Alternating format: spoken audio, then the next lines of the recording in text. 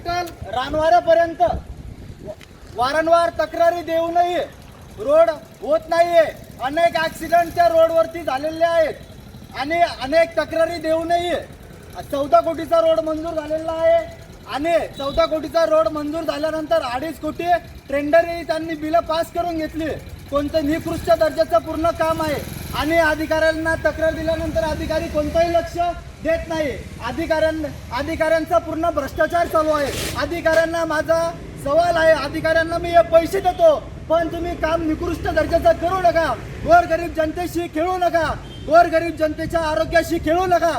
चिखली जाफराबाद रोडची बस त्यांनी बंद केलेली आहे. अनेक विद्यार्थ्यांचं नुकसान होत आहे त्या रोडमुळे. चिखली जाफराबाद रोड 4 महिन्यापासून कामकाज चालू आहे. अति हळू गतीने कामकाज चालू आहे.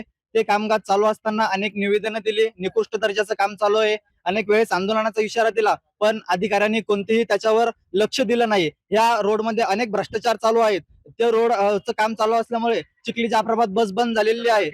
हो, तक्रार केलेली आहे. आरटीआय दाखल केला. आरटीआय पहिले चिखलीला दिला, नंतर अपील बुलढाण्याच्या अधिकाऱ्यांकडे केले. अधिकाऱ्यांनी 3 वेळेस सुनावणी ठेवली. कोणत्याही सुनावणीला ते हजर झाले नाहीत.